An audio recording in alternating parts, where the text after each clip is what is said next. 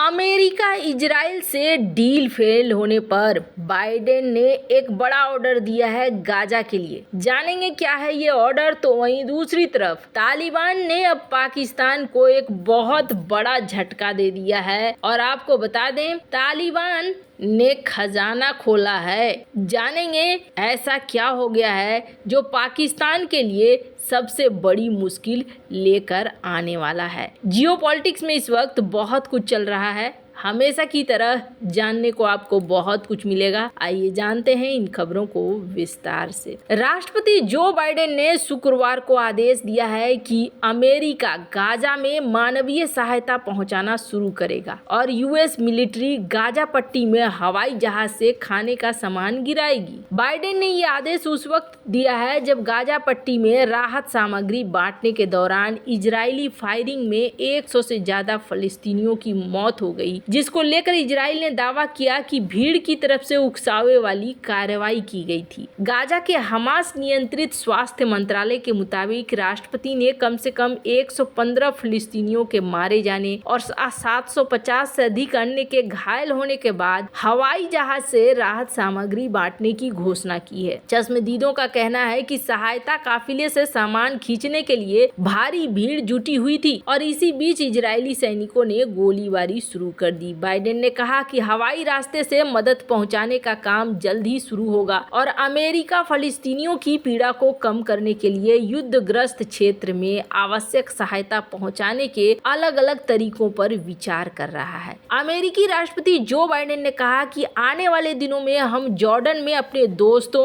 और अन्य लोगों के साथ बातचीत करने जा रहे हैं जो अतिरिक्त भोजन और राहत सामग्री की हवाई जहाज से सप्लाई करेगा। इसके अलावा समुद्री रास्ते से भी ह्यूमन कॉरिडोर खोलने की कोशिश की जाएगी। अमेरिकी राष्ट्रपति ने 2 बार यूक्रेन की मदद के लिए एयर ड्रॉप्स का जिक्र किया, लेकिन व्हाइट हाउस के अधिकारियों ने स्पष्ट किया कि उनका इशारा गाजा की ओर था। इजराइल ने कहा कि कई लोग अराजकता से जुड़ी भगदड़ में कुचले गए और उसके सैनिकों ने भीड़ में से कुछ पर गोलीबारी की, जिनके बारे में उनका मानना है कि वो आक्रामक तरीके से उनकी तरफ बढ़ रहे थे। इजरायली सरकार ने कहा कि वो मामले की जांच कर रही है। व्हाइट हाउस में इतालवी प्रधानमंत्री जॉर्जिया मेलोनी की मेजबानी करते हुए बाइडेन ने गाजा पट्टी में एयर ड्रॉप का यह घोषणा किया। बाइडेन ने कहा कि गाजा को दी जाने वाली सहायता किसी भी स्तर से पर्याप्त नहीं है। उन्होंने कहा कि बेगुनाह जिंदगियां खतरे में है और बच्चों की जिंदगियां खतरे में है। हम उनके साथ उस वक्त तक खड़े नहीं रह पाएंगे जब तक उन तक और मदद नहीं पहुंच जाती। हमें कुछ नहीं बल्कि सैकड़ों ट्रकें लानी चाहिए। बाइडेन का बयान उस वक्त आया जब व्हाइट हाउस में कई हफ्तों से गाजा पट्टी एयरपोर्ट गाजा पट्टी में एयर ड्रॉप पर विचार कर रहा है, लेकिन अभी तक एयर ड्रॉप इसलिए नहीं किया जा रहा है क्योंकि पेंटागन और व्हाइट हाउस का मानना था कि ये तरीका प्रभावी नहीं हो सकता है, क्योंकि इससे ये पता नहीं चल पाता है कि मदद जरूरतमंदों तक पहुंची या नहीं पहुंची। इसके साथ ही मदद के बर्बाद होने का भी खतरा बना रहता है, जबकि ऐसी स्थिति में किसी के पास ज्यादा सामान पहुंच सकता है तो किसी के हाथ पूरे खाली रह सकते हैं। पर गाजा में इस तरीके से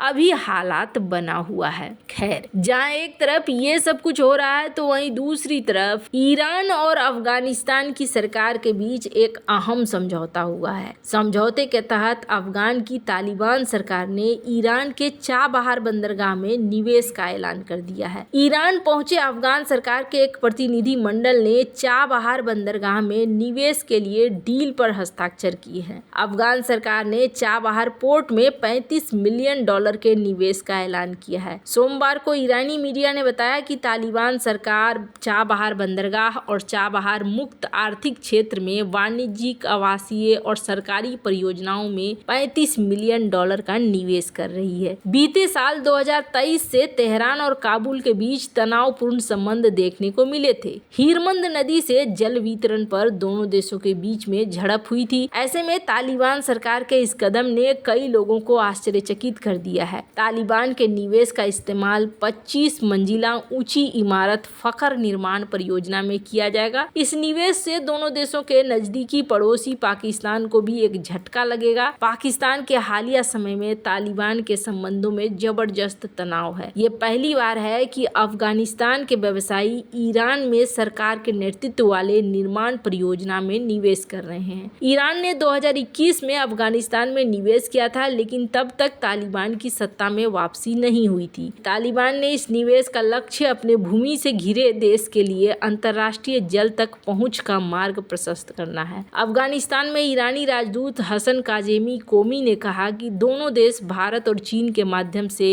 एक पारगमन गलियारा खोलने पर काम कर रहे हैं। ईरान अफगानिस्तान के मुख्य आर्थिक साझेदारों में से एक होने और तालिबान द्वारा फरवरी 2023 में अपना दूतावास फिर से खोलने के बावजूद तेहरान ने आधिकारिक तौर पर तालिबान को देश के सरकार के रूप में मान्यता नहीं दी है। पर ईरान का चाबहार बंदरगाह सामरिक दृष्टि से बेहद खास है। अफगानिस्तान में तालिबान के शासन के बाद चाबहार बंदरगाह की सक्रियता पर असर पड़ा था, लेकिन तालिबान के ही निवेश के लिए आगे आने के बाद चीजें बेहतर होगी। तालिबान के संबंध पाकिस्तान से अच्छे नहीं थे, लेकिन भारत के साथ उसने अच्छे राजनयिक और व्यापारिक संबंधों की बात कही। ईरान से भी वो अपने रिश्तों को बेहतरी की कोशिश करता दिख रहा है। चाबहार पोर्ट में भारत का भारी निवेश है। वहीं इसके पास में ही चीन ने ग्वादर पोर्ट भी तैयार करके रखा हुआ है। खैर, अब ये देखने को मिल रहा है कि किस तरीके से तालिबान कहीं न कहीं हाथ छुड़ाता हुआ दिख रहा है पाकिस्तान से, और ये पाकिस्तान के ऊपर भारी पड़ रहा है। आपको बता दें, टीटीपी के खूनी हमले के बीच में जो तालिबान सरकार को ब्लैकमेल करने की कोशिश थी पाकिस्तान की, वो उन्हें एक बड़ा झटका लगा है। वहीं दिक्कत ये हो गया कि इन्होंने डूरंड लाइन में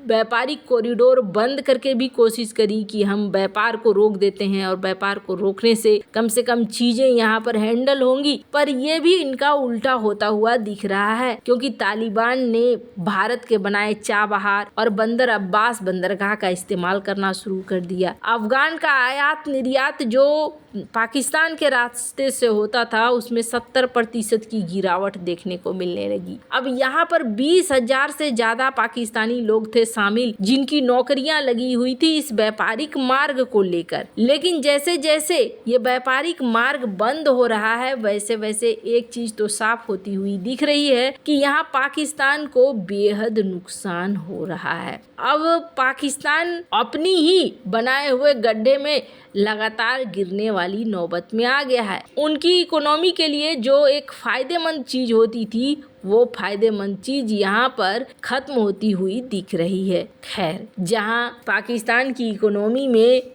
वैसे ही झोल चल रहा है, तो वहीं दूसरी तरफ ये सऊदी अरब से भी कई तरह के इन्वेस्टमेंट की सोच रख रहे थे, मांग रख रहे थे। पर यहाँ पर सऊदी अरब ने फिलहाल के लिए पाकिस्तान के लिए भेजा है खजूरों का तोहफा। 100 टन खजूर पाकिस्तान को गिफ्ट में दिए जा रहे हैं, क्योंकि आने वाला है रमजान, और रमजान महीने के लिए सऊदी अरब ये गिफ्ट दे रहा है। पर फिलहाल के लिए कोई भी निवेश वाली चीज वैसी बात आगे नहीं बढ़ रही है। वैसे आपको बता दें, सऊदी अरब अच्छा खासा खजूर एक्सपोर्ट करता है दुनिया भर में। स्क्रीन पर एक आर्टिकल देख सकते, 2023 में $389 मिलियन के खजूर बेचे थे। खैर, अब इस स्थिति में पाकिस्तान जाता हुआ दिख रहा है। वैसे जिस तरीके से अफगानिस्तान ने ट्रैक पकड़ा है, अगर कई सारी चीजें सुधरती चली गई तो अफगानिस्तान की इकोनॉमी ठीक ठाक रास्ते पर आ सकती है। वैसे आपको क्या लगता है इन सब मामले में, आपकी क्या राय है? कमेंट कर जरूर बताएं। जल्द मिलते हैं अगले वीडियो में नई खबर के साथ।